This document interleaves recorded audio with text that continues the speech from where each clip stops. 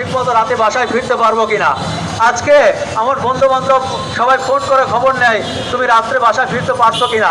আজকে আমাকে নিয়ে সবাই ফেসবুকে পোস্ট দেয়, ভাই আপনি ঠিক আছেন তো, আপনাকে তুলে নিয়ে যায় না তো, আপনারা বাইরে ফেলায় না তো, আমরা দুশ্চিন্তায় আছি।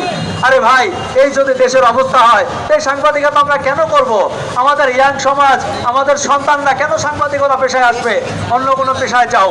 আমি ঢাকা বিশ্ববিদ্যালয়ে পড়াশোনা করেছি, আমি তো চাইলে যে কোনো একটা কর্মকর্তা হতে পারতাম, সরকারি চাকরি করতে পারতাম, ঘুষ খেতে পারতাম, তেল মারতে পারতাম।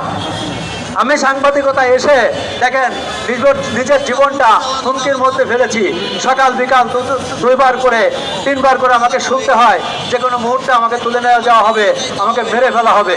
কই, রাষ্ট্র তো আমার খোঁজ নিচ্ছে না। আমি রাষ্ট্রের জন্য কাজ করছি, রাষ্ট্র তো আমাকে নিরাপত্তা দিচ্ছে না। আমি জানতে চাই যে এর শেষ কোথায়, এর শেষ আমরা দেখতে চাই। আমরা পাশাপাশি একটা কথা বলতে চাই, তোমরা যারা মনে করছো সাংবাদিককে খুন করলে, সাংবাদিককে মেরে ফেললে তারা থেমে যাবে, তারা বোকার রাজ্যে বসবাস করো। আমরা থামবো না। আমাদেরকে এভাবে দিনের পর দিন খুন করা হলেও আমরা আবার সকালবেলা ঠিকই জেগে উঠবো। সবাইকে ধন্যবাদ।